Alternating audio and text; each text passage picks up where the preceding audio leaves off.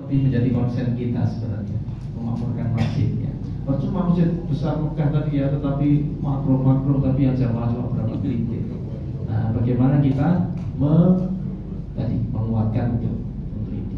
Insya Allah ini kita masih tahapan bagaimana memakmurkan masjid. Insya Allah menjadi ikhtiar kita semuanya. Kemudian tentang organisasi ya. Ya tadi kita ada 30 biro. Sebenarnya biro-biro kita itu lebih spesifik ya. Tadi ada koordinator jamaah yang sudah saya sebutkan dua ya, pemberdayaan ekonomi ya. Kemudian kita ada biro, bahkan golongan darah aja ada bironya. Karena apa? Dari data yang kita punya ada A, B, C. C kok nganggur berarti udah ngantuk ini. Saya cuma ngetes saja, masa ada golongan darah C. C kok nganggur berarti ngantuk. Berarti ngantuk udah. A, B, O, A, B ya kan? Itu supaya apa? Ada data ini bisa lebih bermanfaat, tidak hanya menjadi sebuah catatan. Kita dulu cuma berpikir kalau ada warga kita yang perlu donor darah itu bisa cepat. Tapi alhamdulillah sekarang manfaatnya dirasakan di Jogja. Rumah sakit besar ya, Sarjito, PKU Muhammadiyah, PMI Kota Jogja, kalau kurang stok juga hubungi karena apa terkoordinir. Ya, dan itu jadi syiar. Biasa di tempat-tempat donor itu orang sudah biasa dengar dari mana Domisi Jokarya, dari mana rumah Domisi Jokarya semua. Jadi syiar itu syiar dakwah. Karena orang yang dapat donor juga senang, cah masjid nih, saya donor. Mungkin pikirnya darahnya seger gitu ya. Padahal dia baru sekali Jumatan di masjid terus diumumkan mau donor, baru sekali Jumatan ikut gitu ya. Jadi itu belum seger-seger amat darahnya. Tapi kan itu jadi syiar ya. Nah, mereka juga senang kalau yang donor itu, coba kalau yang mau donor orangnya ada tatonya walaupun cuma tato dikit gitu ya, terus pakai dinding terus mau donor, nah itu keluarganya kan sudah horor duluan kan, jangan-jangan nanti malah nggak sembuh malah nanti cepat. Tapi kalau yang orang masjid kan ini itu jadi syiar ya, nah itu perlu misalnya itu kan pelayanan ya. Nah misalnya seperti itu, ada biro tadi, biro persaudaraan haji dan umroh tadi ya, adakan pengajian haji dan umroh ya. Jadi sesuai kebutuhan Pak. Kalau kira-kira ada biro yang nggak jalan 6 bulan, setengah tahun nggak ada aktivitas, ya dihilangkan aja.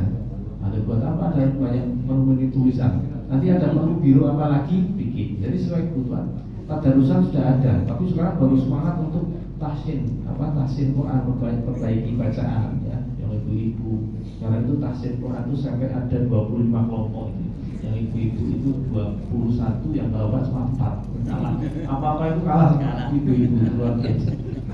Nah, bikin sendiri biro tahsin ya, sesuai keperluan. Nanti ada perlu apa lagi, ada yang nggak jalan ya hilangin aja. Ada perlu apa lagi bikin ya. Jadi sesuai kebutuhan biro-biro itu ya.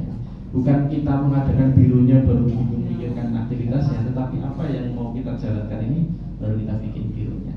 Seperti itu gambarnya. Kemudian tadi membangun kesadaran tidak hanya dalam hal infak sedekah, tetapi pengurus lebih penting. Bagaimana kita bangun visi misi ya.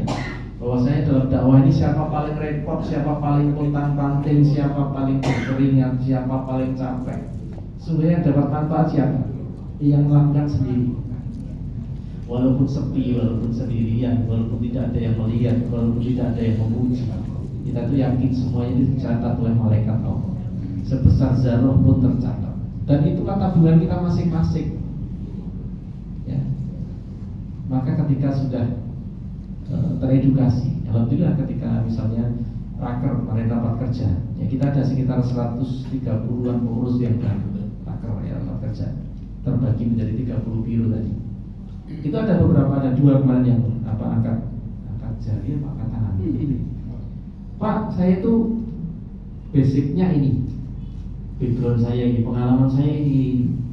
Saya kalau dimasukkan di biro ini, saya bingung ya Pak, mau apa istilahnya gue? Mati gaya Pak saya kalau di biro ini, katanya gitu. Bingung saya mau apa? Boleh nggak saya pindah biro itu?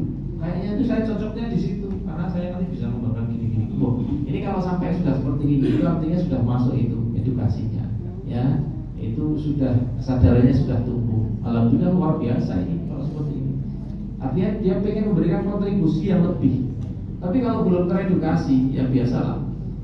Ya toh, saya nanti ya terserah mau dimasukkan mana nanti, kalau ya bisa bantu ya alhamdulillah, kalau enggak ya. Artinya ya nggak sadar.